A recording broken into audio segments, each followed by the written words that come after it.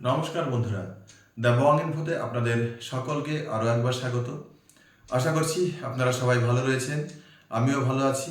বন্ধুরা, 2017 সালে একটা ভিডিও সোশ্যাল মিডিয়াতে ভীষণ ভাইরাল হয়েছিল, যেখানে দেখা যাচ্ছিল পেটিএমের তৎকালীন সিইও মিস্টার বিজয় শেখর শর্মা অত্যন্ত উল্লসিত এবং আনন্দের সঙ্গে একটা অনুষ্ঠানে চিৎকার করে ঘোষণা করছিলেন, যারা আজ আমাদের সঙ্গে নেই তারা একদিন কাঁদবে। তার ঠিক 7 বছর বাদে আজ 2024 সাল, ঘটনা তার উল্টো। অর্থাৎ যারা পেটিএমের সঙ্গে ছিল এই 7 বছরে, আজ তারা কাঁদছে। অর্থাৎ পেটিএমের তৎকালীন সিইও বিজয় শেখর শর্মা সেদিন অনুষ্ঠানে যা বলেছিলেন তার উল্টোটাই হচ্ছে বাস্তবে। গত 30শে জানুয়ারি 2024 পেটিএমের স্টক মার্কেটে একটা শেয়ারের দাম ছিল 760 টাকার মতো, আর বর্তমানে সেই একই শেয়ারের বাজার মূল্য 380 টাকারও নিচে। বন্ধুরা, চলুন সংক্ষেপে জেনে নিই পেটিএমের শুরু থেকে আজ পর্যন্ত এই উত্থান এবং পতনের কাহিনী। ভারতবর্ষে পেটিএমের যাত্রা শুরু হয় 2010 সালে একটি মোবাইল রিচার্জ কোম্পানি হিসেবে। অর্থাৎ সে সময় পেটিএম থেকে শুধুমাত্র প্রিপেইড এবং পোস্টপেইড মোবাইলে রিচার্জ করা যেত। 2014 সালে পেটিএম শুরু করে তাদের ওয়ালেট পরিষেবা, অর্থাৎ পেটিএম থেকে পেটিএমে টাকা পাঠানোর, ডিজিটালি টাকা পাঠানোর ব্যবস্থা। 2015 সালে আগের দুটো পরিষেবার সঙ্গে যুক্ত হয় মেট্রোর টিকিট কাটার সুবিধা, রেলের টিকিট কাটার সুবিধা এবং ফ্লাইটের টিকিট কাটার সুবিধা। পেটিএমের রহস্যজনক উত্থান ঘটে 8ই নভেম্বর 2016 সালে, যেদিন ভারতের তৎকালীন প্রধানমন্ত্রী নরেন্দ্র মোদী নোটবন্দির কথা ঘোষণা করেন রাত্রি 8টায়।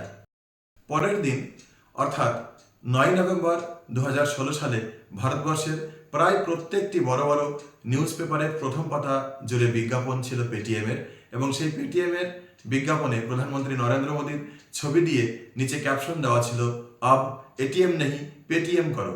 অর্থাৎ এখন থেকে আর এটিএম নয়, পেটিএম করুন। শুনতে অবাক লাগলেও যেদিন এই বিজ্ঞাপন প্রকাশ্যে এলো তার ঠিক আগের দিন রাত্রি 8টাতে ভারতের প্রধানমন্ত্রী নোটবন্দির কথা ঘোষণা করেন, এবং পরের দিনই পেটিএমের এই চমকদার বিজ্ঞাপন প্রকাশ্যে আসে, তাও আবার ভারতবর্ষের প্রধানমন্ত্রীকে নিয়ে। ফলে অনেকেই এই কোম্পানিকে সন্দেহের চোখে দেখতে থাকে। বাজার বিশেষজ্ঞ পত্রিকা ইউরোমানির একটি পরিসংখ্যান অনুসারে নোটবন্দির আগে পেটিএমের মোট গ্রাহক সংখ্যা ছিল 125 মিলিয়ন, এবং নোটবন্দির পরবর্তী 3 মাসের মধ্যে তা বৃদ্ধি পেয়ে দাঁড়ায় 185 মিলিয়নের কাছাকাছি। শুরু হয় গোটা ভারত জুড়ে পেটিএমের ঐতিহাসিক শ্রীবৃদ্ধির ইতিহাস। সারা ভারতে প্রায় 10,000 পেটিএমের এজেন্ট নিয়োগ করা হয়, যাদের মূল কাজ ছিল দোকানে দোকানে ঘুরে প্রত্যেকটা দোকান এবং ভেন্ডরের কাছে পেটিএমের কিউআর কোড ইনস্টল করা এবং পেটিএমের মাধ্যমে ডিজিটাল লেনদেনকে এক কথায় বাধ্যতামূলক করা। এক কথায় পেটিএমের সিইও বিজয় শেখর শর্মা এই নোটবন্দির সুফলকে ঘরে তুলতে বিন্দুমাত্র চেষ্টার ত্রুটি রাখেননি। নোটবন্দির পরবর্তী 6 মাস পেটিএমের এজেন্টরা ভারতবর্ষের প্রত্যেকটি ছোট বড় মাঝারি শহরে, এমনকি গ্রামেগঞ্জে গিয়েও দোকানদার এবং ভেন্ডরদেরকে উৎসাহিত করতে থাকে ডিজিটাল লেনদেনে পেটিএম ইউজ করার জন্য।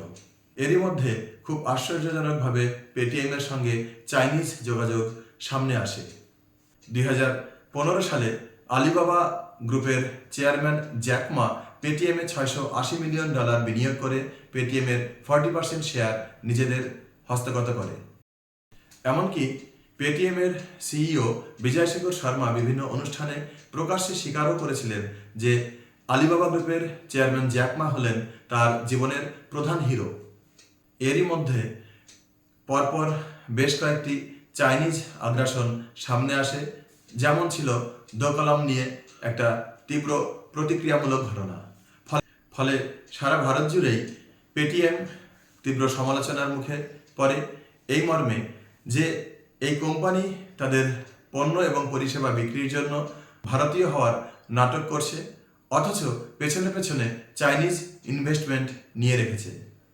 ফলে চাপে পড়ে বিজয় রাতারাতি 10% পেটিএমের শেয়ার নিজে কিনে নেন এবং পেটিএমে চাইনিজ ইনভেস্টমেন্ট কমিয়ে 13.5% করেন। এরপরেও কিন্তু পেটিএমকে নিয়ে বিতর্ক থামেনি। কিন্তু আনন্দের বিষয় বা দুঃখের বিষয় যাই বলুন না কেন, এই সমস্ত বিতর্ক পেটিএমকে পিছিয়ে নিয়ে যেতে পারেনি। 2017 সালে পেটিএম পেমেন্টস ব্যাংকের পারমিশন পায় আরবিআইয়ের তরফ থেকে।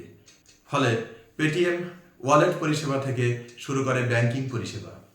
এই প্রসঙ্গে জানিয়ে রাখি, পেমেন্টস ব্যাংক হলো এমন একটা সংস্থা যেখানে কাস্টমার অ্যাকাউন্ট খুলতে পারেন, টাকা ডিপোজিট করতে পারেন, ডেবিট কার্ড নিতে পারেন, কিন্তু ফুল ফেজের ব্যাংকিং পরিষেবা থেকে অনেকটাই পার্থক্য থাকে।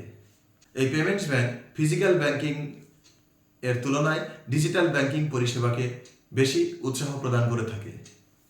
নর্মাল ব্যাংকিং পরিষেবা প্রদানকারী ব্যাংকগুলোর মতো পেমেন্টস ব্যাংকের কিন্তু কোনো শাখা বা প্রশাখা থাকে না, এবং আরবিআই এর নিয়ম অনুসারে পেমেন্টস ব্যাংক কখনোই ক্রেডিট কার্ড এবং লোন প্রদান করতে পারে না।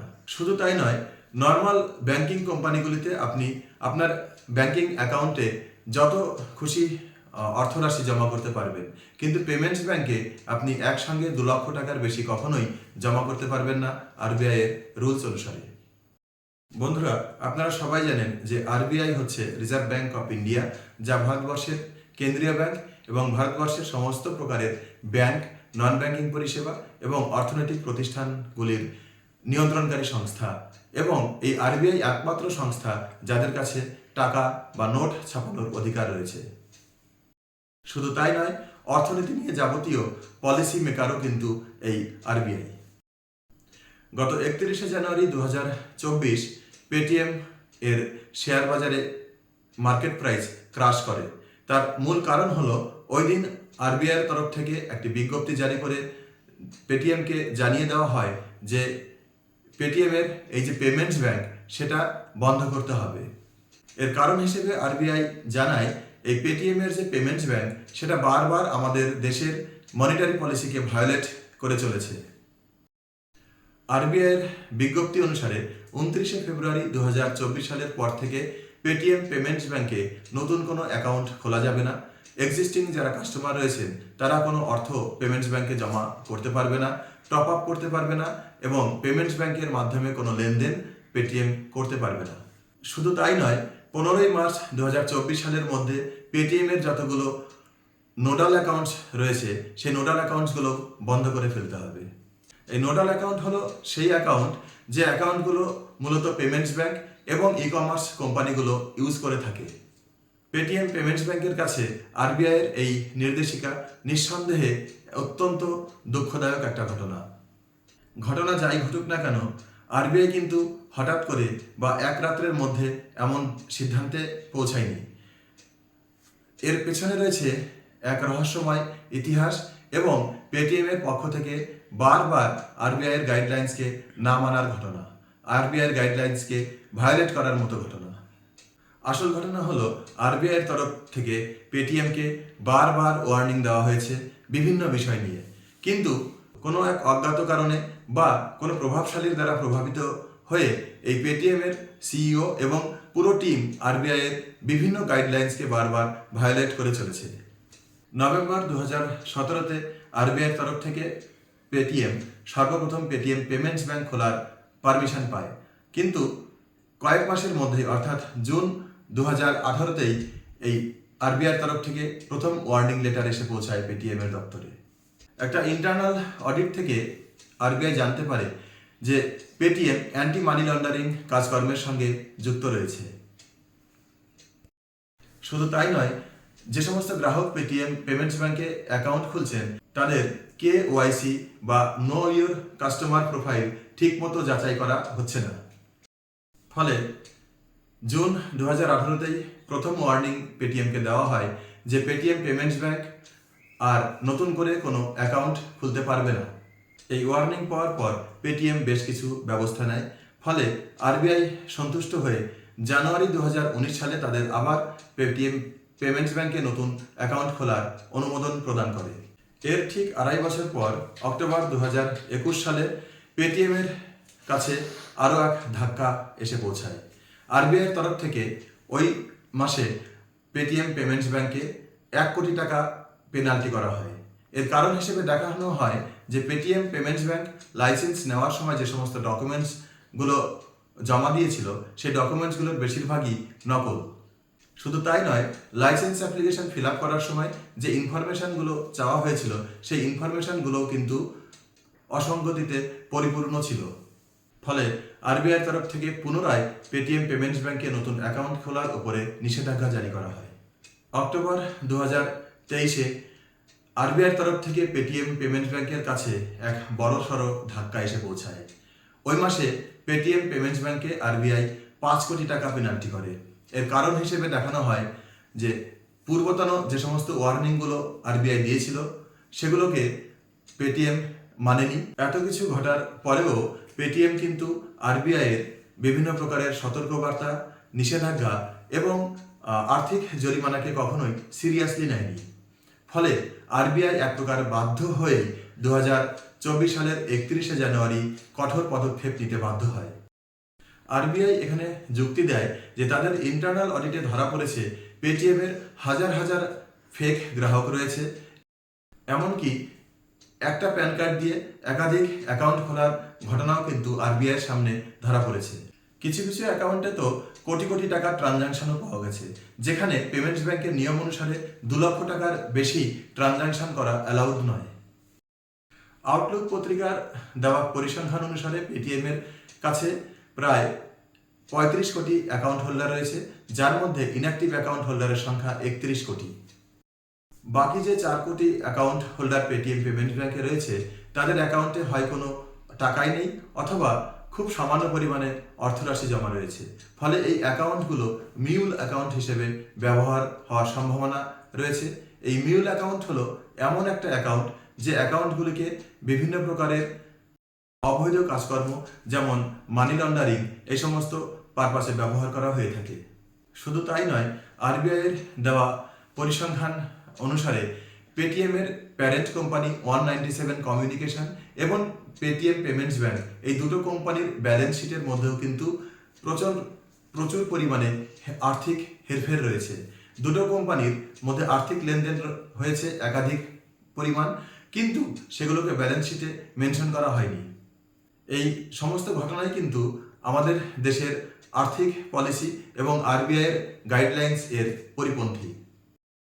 আর এর জন্য মূল দায়ী হলো পেটিএম এর সিইও বিজয় শেখর শর্মার অ্যারোগেন্স রেসপন্সিবিলিটি। আরবিআইয়ের 31শে জানুয়ারির নির্দেশিকা পেটিএমের প্রতি নিষেধাজ্ঞা গোটা দেশ জুড়ে আলোড়ন সৃষ্টি করেছে।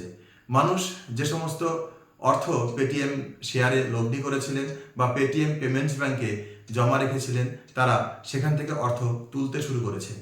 ফলে ক্রমাগত পড়েই চলেছে পেটিএমের শেয়ার বাজার, শেয়ার দর।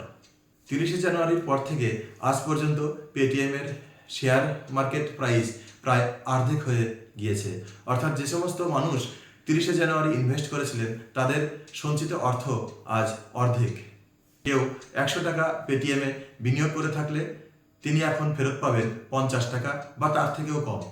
গত 2রা ফেব্রুয়ারি পেটিএমের সিইও বিজয় শেখর শর্মা একটা টুইট করে তার গ্রাহকদেরকে আশ্বস্ত থাকতে বলেছেন এবং জানিয়েছেন আমরা যে কোনো সমস্যার মোকাবিলা করতে প্রস্তুত এবং যদি কোনো সমস্যা থাকে তার সলিউশনও নিশ্চিত বেরোবে। কিন্তু এত আশ্বাস সত্ত্বেও এই পেটিএমের সিইওর অ্যারোগেন্স রেসপন্সিবিলিটি এবং নিয়ম বহির্ভূত ব্যবহার তার বিনিয়োগকারী থেকে শুরু করে গ্রাহক কাউকেই সন্তুষ্ট করতে পারছে না। বাধ্য হয়ে পেটিএমের সিইও ড্যামেজ কন্ট্রোল করার জন্য এখানে সেই পুরাতন দেশভক্তির আশ্রয় নিচ্ছেন। অর্থাৎ পেটিএম তো ভারতীয় কোম্পানি ডুবে যাওয়া মানে ভারতীয়দের সর্বনাশ, অতএব একে বাঁচাতে তোমরা পেটিএমের পাশে থাকো। ঠিক এমনটাই বার্তা সোশ্যাল মিডিয়াতে ছড়িয়ে দেওয়া হচ্ছে। কিন্তু বাস্তব সত্যিটা হলো কোম্পানির পণ্য অথবা পরিষেবাতে যদি সঠিক বাজার মূল্য থাকে এবং কাস্টমারের তাতে যদি আগ্রহ থাকে তাহলে তাকে কিন্তু দেশভক্তির সহযোগিতা নিতে হয় না। যাই হোক বন্ধুরা, পেটিএমের ভবিষ্যৎ কি হবে, কে নির্ধারণ করবে সেটা নিয়ে ভীষণ চিন্তা এবং উদ্বিগ্নের মধ্যে রাত কাটাচ্ছেন পেটিএমে কর্মরত হাজার হাজার কর্মচারী, বিনিয়োগকারী এবং গ্রাহক। ইকোনমিক টাইমস এর একটা রিপোর্ট অনুসারে পেটিএম এখন থেকে আর ব্যাংক নয়, কাজ করবে একটা থার্ড পার্টি পেমেন্ট অ্যাপ হিসেবে। পেটিএমের ব্যালেন্স শিট এ যদি নজর বোলানো যায় তাহলে দেখা যাবে যে স্টক মার্কেটে রেজিস্টার্ড হবার পর থেকে এই কোম্পানি বছরের পর বছর শুধু লোকসানই করে চলেছে। 2021 সালে এই কোম্পানি প্রায় 1600 কোটি টাকা লোকসান করেছে, 2022-এ 1500 কোটি টাকা এবং 2023 সালে 170 কোটি টাকা লোকসান করেছে এই পেটিএম সংস্থা। দুঃখের মধ্যেও আনন্দের বিষয় এটাই ছিল যে এই কোম্পানি বছরের পর বছর তার লোকসানের মাত্রাটা ধীরে ধীরে কমিয়ে আনছিল। আশা করা হচ্ছিল হয়তো আগামী বছরে এই কোম্পানি লাভের মুখ দেখবে, কিন্তু এর মধ্যেই আরবিআই নিল কড়া ডিসিশন। পেটিএম এর পক্ষে কি এই কঠিন রাস্তা থেকে বেরিয়ে আসা সম্ভব? হ্যাঁ, সম্ভব। যদি কোনো বড় সংস্থা, এক বা একাধিক বড় সংস্থা মিলিতভাবে পেটিএমকে কিনে নেয় এবং কিনে নেবার পর পেটিএম যতগুলো রুলস ভায়োলেট করেছিল সেই রুলসগুলোকে রেকটিফাই করে এবং আরবিআই নির্দেশিত পথে পেটিএমকে পরিচালনা করে, তাহলে পেটিএম এর পক্ষে বাজারে টিকে থাকা সম্ভব।